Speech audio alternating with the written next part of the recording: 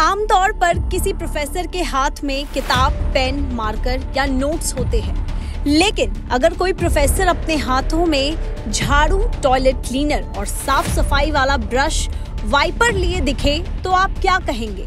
कुछ ऐसी ही तस्वीर बिहार के आरा से आई है, जहां एक प्रोफेसर किसी स्वीपर की तरह साफ सफाई करते दिख रहे हैं, वो भी अपने डिपार्टमेंट के बाथरूम, शौचालय और टॉयलेट की।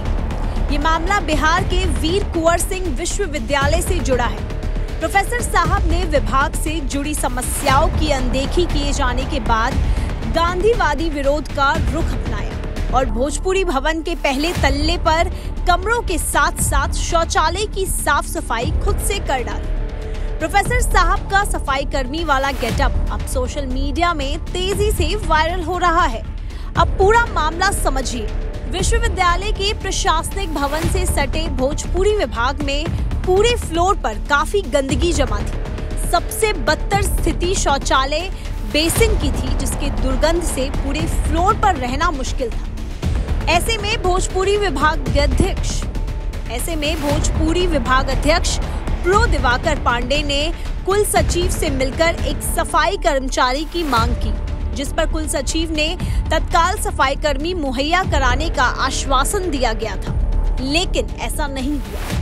दिवाकर पांडे ने बताया कि कोई कर्मचारी प्रशासन ने नहीं भेजा। ऐसे में दुर्गंध और गंदगी के बीच विभाग में बैठना असंभव सा हो गया था। ऐसे में अंततः मैंने झाड़ू उठाई और खुद ही सफाई की। प्रोफेसर पांडे ने कहा कि जब तक विवि प्रशासन किसी सफाई कर्मचारी को नहीं भेजता, वो प्रतिदिन स्वयं पहले साफ सफाई करेंगे, उसके बाद ही पठन पाठन होगा। तो 2-3 दिनों तक देखा कि साफ सफाई नहीं हो रही है, तो मैंने पता किया कि आखिर स्वीपर कहाँ गया। तो ऐसा ज्ञात हुआ कि DSW ने मौखिक रूप से उसे अपने यहाँ बुला लिया है। कोई सूचना जारी नहीं थी, न मुझे कोई सूचना दी गई थी।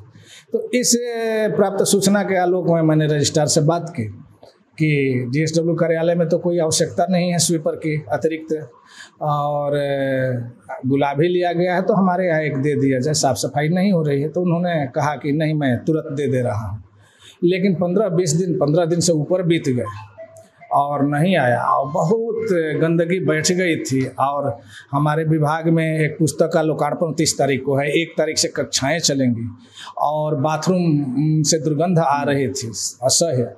तो बैठे बैठे हमको ऐसा हुआ कि क्यों न हम स्वयं साफ सफाई करें, आखिर कब तक चिरौरी करें और क्यों करें। अभी 3 रूम की सफाई रह गई है, तो 1 आध घंटे आराम करने के बाद मैं पुनः उसमें लगने जा रहा हूँ साफ सफाई में। हमको इंतज़ार नहीं करना है, आएगा या नहीं आएगा, जब तक नहीं आएगा करते रहेंगे। अब इसको विरोध समझा जाए या मेरी कर्तव्य निष्ठा समझे जाए या मेरे अंदर का आक्रोश समझा जाए या जो नाम दिया जाए, लेकिन हम सहज भाव से उब करके सहज भाव से हम सफाई करने लगे थे। प्रोफेसर साहब का ये गांधीगिरी वाला विरोध करने का तरीका सोशल मीडिया पर भी जबरदस्त वायरल हो रहा है, और हो भी क्यों ना। प्रोफेसर साहब ने काम ही कुछ ऐसा किया है जिससे उनकी वाहवाही हो रही है। अब इस सारी घटना पर विश्वविद्यालय के कुल सचिव का क्या कहना है, वो भी सुनिए। जो भी उनका आक्रोश भड़का, वो उससे हम भी दुखित जरूर हैं, लेकिन इतना आक्रोश का रूप यह धारण नहीं करना चाहिए, क्योंकि वे हमारे सम्माननीय हैं, विद्वान प्रोफेसर भोजपुरी के विभागाध्यक्ष भी हैं।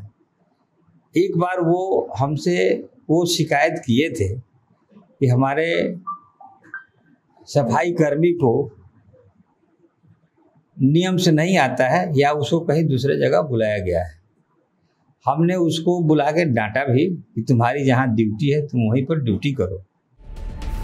सारी घटना के बाद विश्वविद्यालय के कुल सचिव का क्या कहना है वो तो आपने सुना, लेकिन बड़ा सवाल ये है, छुट्टियों के बाद 1 जुलाई से कक्षाएं भी शुरू होने वाली है, मगर यूनिवर्सिटी प्रशासन ने किसी भवन या कमरे की सैनिटाइजेशन तो दूर, साधारण ढंग से भी सफाई नहीं की है। ये किसकी जिम्मेदारी है? देखना दिलचस्प होगा कि प्रोफेसर साहब का ये गांधीगिरी वाला अवतार अपनी साधारण मांगों को मनवा पाता है या नहीं।